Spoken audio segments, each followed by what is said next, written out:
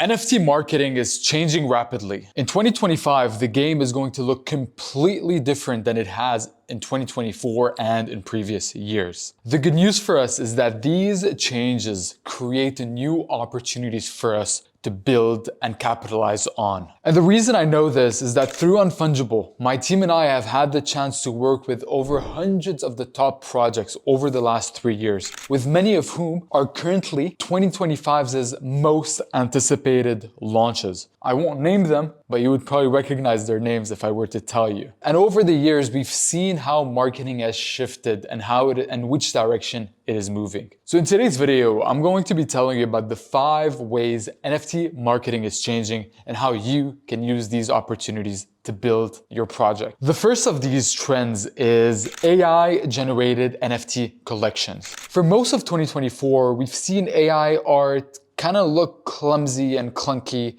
easily recognizable from real art. However, in 2025, we're going to see real art and AI-generated art kind of mesh and almost become indistinguishable. And this is going to have a direct leak over into NFT collections. And the reason I know this is that I have a very good friend of mine, also based here in Dubai, who is building an AI NFT generation tool that really makes AI generated NFT undistinguishable. He's very close to the unlock. And once the tool is ready, they're going to be able to generate a 10,000 NFT collection that looks exactly the same as a real life generated NFT collection. The base character will be the same. Every trait will be unique. The background will change, but the main character remains the same. So it's not like a typical AI generated collection where it almost looks like each NFT is a one-on-one. No, they will all look the same with the same base character, and just the traits will change. And the way I see it, we're only a couple weeks or months away from all of a sudden the NFT market getting flooded with AI generated art. And you're probably sitting there and thinking, oh man, this is gonna be so bad for the NFT space. And here's what I'll tell you. I think this is actually a great thing for the NFT space. One of the biggest barriers of entry for most NFT founders, for most creators wanting to launch an NFT collection is just the entry cost of launching an NFT collection. Sometimes right now with the market getting more and more sophisticated, people's preference of what makes a good art collection has gone up. And we're currently looking at almost 6 figures in costs upfront only to generate a good NFT collection. So what we're about to see is the meme coinification of NFT collections, where just like we've seen meme coins thanks to tools like Pump Fun, all of a sudden deploying meme coins no longer a bottleneck. And all of a sudden the quality of the meme coin itself, the quality of the product and the community becoming the determining factor if this is going to pick up or not. This is what we're going to be seeing happening in the NFT space. Now, no longer is the barrier of entry, are you able to afford building a good NFT art collection? But now it is, how strong of a community do you have? How unique of an idea is your idea? How good of a founder are you executing and deploying? Hey YouTube, apologies for the interruption. Wanted you to know that throughout this video, you might hear some few segments where the audio is a little bit muffled. That was because the placement of the microphone while presenting was rubbing at some points on my skin. So the video team did do their best at removing any muffling and adjusting sound settings so that your viewing experience does not get disrupted. With that said, let's get back into the video. And I'll end this point at this. If you are to look at most of the OG collections from 2021, 2022, whether it's Pudgy Penguins, Bored Ape Yacht Club, we don't really know who the artist is. These could have very easily been generated by a Fiverr artist. These could have very easily been generated by artificial intelligence. So in the first place, it's not like it matters if the art was created by a famous artist or not. Obviously, there is a segment in the NFT space that caters to that more collector NFT type of persona who cares about who the artist is behind it and all of that. That market will remain untouched for now. However, for most community projects, community NFT PFPs, where the artist doesn't really matter that much, that's going to be a big unlock for the NFT space. So what does it mean for you? Prepare to see the NFT space flooded with new projects and with new art. So all of a sudden, your unique value proposition no longer will be your art, the quality, or just just you being one of the few players on a specific chain. All of a sudden, your value proposition will have to shift to becoming more about the uniqueness of your ecosystem, the lore of your project, and the strength of your community. The second trend that I foresee happening is the death of utility as we know it. For most of NFT history, people first asked, what do I get by buying into this NFT? However, as the market matured, people have started realizing the utility isn't necessarily in the NFT. Instead, it is in what the NFT allows you to do. And if we are to think of some of the top NFT collections in this space, whether it's Azuki, whether it's Pudgy Penguins, I'm a holder in 2 of these communities. And I've never gotten direct utility from these collections just for being a holder. I've never been sent free plushies for being a Pudgy Penguin, or have received free merch from Azuki for being an Azuki holder. Instead, the real utility that comes from me being in these communities is the access I unlock within the community, but also to adjacent communities. By being a Pudgy Penguins, for example, you get sometimes airdrop from some of the biggest projects just for being a Pudgy Penguin. In real life events, you are able to get tickets just for being a specific holder. You have the ability to utilize your token. Owning the token itself unlocks access to more ecosystems than you not owning the token. Same thing with crypto. The Solana in and of itself does not have any utility. The only utility is the network built around Solana, is your ability to interact and surf the entire ecosystem of products built on top of Solana. And both consumers and founders are realizing that this is a more sustainable and aligned business model to NFTs than a one-time purchase that unlocks lifelong utility. That's just not a sustainable business model. So a big part of our marketing now as projects is less, here's what you get by buying our NFT. Instead, it becomes, here's who you become by buying into our NFT. You become a citizen of our community. Think of every NFT collection as its own fraternity, with each fraternity in your university having its own perks, its own status, and its own opportunities that open up for them. So as Yatsu, the chairman of Animoca brand, said during an interview we had together, he said, the real way of building NFT communities is about building roads that allows your community to build the buildings. Where most founders fail is that they try to build the buildings and be the sole injector of utility. The real utility is the network that comes with your collection. So that's how you should build and advertise your ecosystem.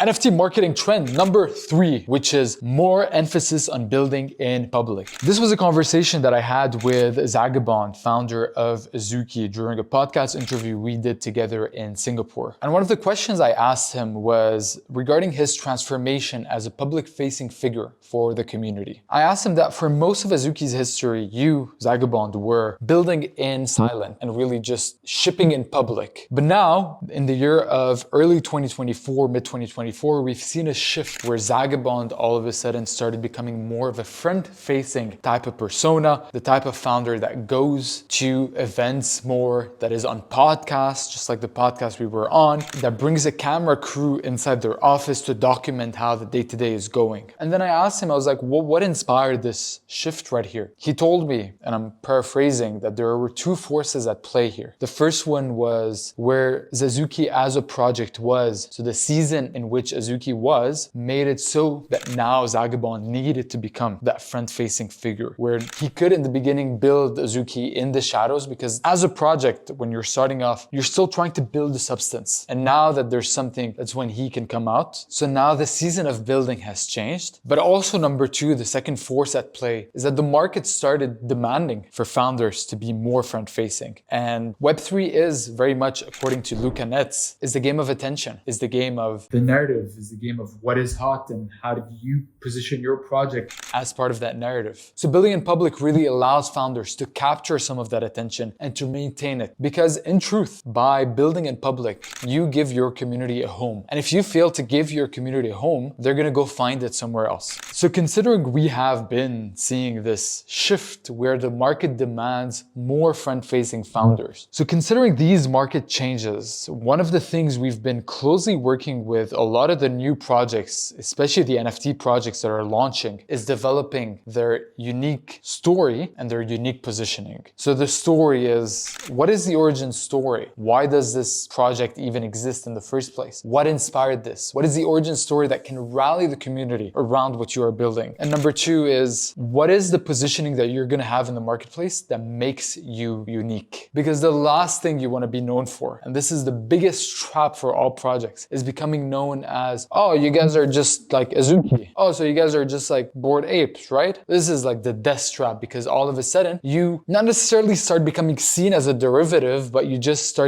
become seen as the secondary collection of a project who already has control of the narrative. So the goal is, how do you develop your unique positioning in the marketplace so you stand out in a blue ocean? And the book that I have for you that I recommend a lot of the founders that come to me with the positioning problem is Blue Ocean Strategy. Great book. I remember first reading it in 2018, and a big reason why Unfungible is doing so well right now in the marketplace is because the products that we have and the way we support founders is an uncompeted, uncontested landscape. So there's literally no one that offers the exact same types of service. Like behind the scenes at Unfungible, we are not a typical marketing agency. We do not do the influencer marketing campaigns. We do not do the go-to-market strategies. There's a lot of agencies that do this. Instead, we have our own sets of tools and communication channels that allow projects to unlock by working with us. That was a blue ocean that we created for ourselves. So for you as an NFT founder, try to think of what are the 3 stories you want everyone in your community to know about you, and then develop your unique market positioning so you're not competing with anyone else that is already established. NFT marketing trend number 4 is in 2025, we are about to see a much more common NFT plus token hybrid combination. What do I mean by this? Pudgy Penguins recently launched their Pingu token.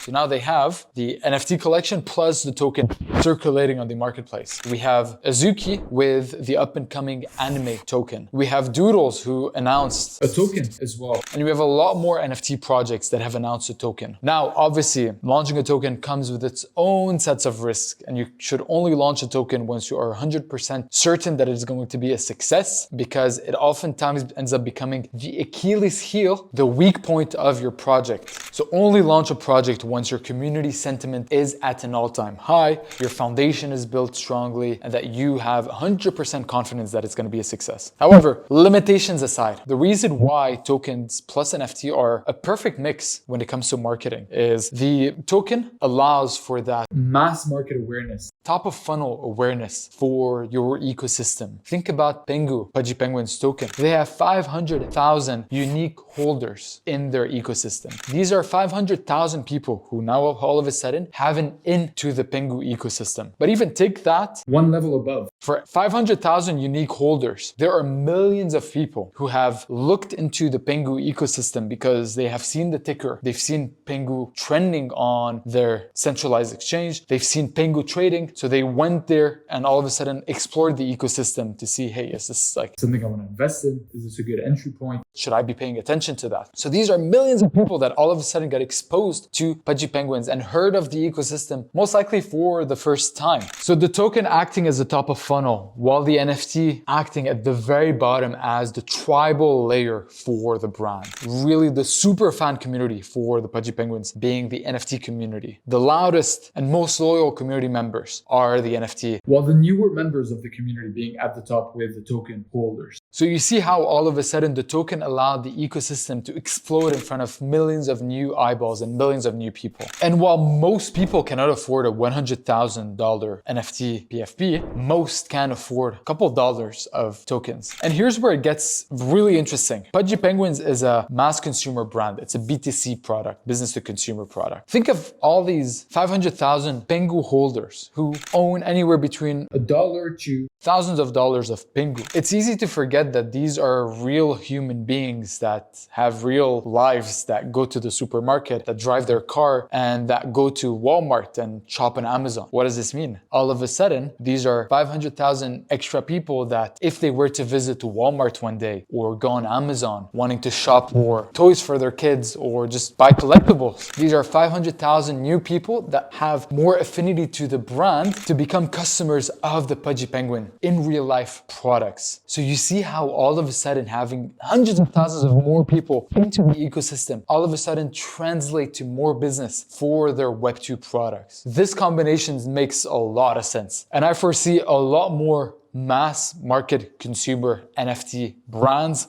go the direction of a token as well. The fifth NFT marketing trend that I foresee happen, and this one is a good news for a lot of founders, is greater market fragmentation. If we are to remember the NFT market back in 2021, 2022, these were mainly 95% of the market was dominated by NFT collections on Ethereum. However, now, 4 years later, the market is looking a lot more complex in nature and is looking a lot more fragmented. We all of a sudden have the top NFT collections on Ethereum. We have the top NFT collections on Ordinals. We have the top NFT collections on Solana. And even under these categories, we have the top anime collection on Ethereum, the top gaming collections on Ethereum, the top. So we see how the market is getting fragmented into even more subcategories. And this trend I foresee only accelerating. We now have, over the last couple of months, an entire new category open up, which is the whole AI space. We're eventually going to see AI NFT collections, Ethereum, Solana, Ordinals. Like, we're going to see the fragmentation. And if you know how fractal patterns grow, they only grow exponentially in size. And the good news is, for us as founders, is that all of a sudden we have the ability to capitalize on these new market segments opening up. I have a story for you. So this project that we are working with, full transparency, Final Bosu on Arbat are the most anticipated NFT launch on Abstract. You won't believe this when I tell you this, but the very first call I did with Kevin, the founder of Final Bosu, was in middle of 2022. He booked a call with me back when Unfungible was also still in its early days. He booked a call with me. He was like, "Hey Leon, we're looking to launch our second collection," because they had their first Genesis collection of 500 NFTs and they were preparing to launch their second collection. So he came to me, he was getting ready to launch his second collection. That was back in 2022. Moving forward in 2025, now that second collection that he told me about in 2022 is about to become, or is on track to becoming, the most hyped NFT collection on Abstract Chain. For those of you who don't know, Abstract Chain is the blockchain that the team behind Pudgy Penguins is building. And it's incredibly hyped. There are NFT collections launching on it. And Final Bosu, the project they've built for the last 2 years and a half, been patient, deployed patience for the market to come back. And now that they've seen this new vertical, this new category open up, which are NFTs on Abstract, all of a sudden, they are on track to having an incredibly successful launch. So that's an example of how the market becoming more fragmented opened up new opportunities for a new team. It's incredibly difficult to compete against the red ocean, which is the Ethereum NFT collections. It's like already filled with big players. It's oversaturated with collections, but there are a lot of new categories opening up. And as founders, we have the ability to time these trends and really capitalize on how the market is moving. So in 2025, I foresee the market becoming even more fragmented. So ladies and gentlemen, the 5 NFT marketing trends for 2025. AI generated NFT collections are about to take over. The death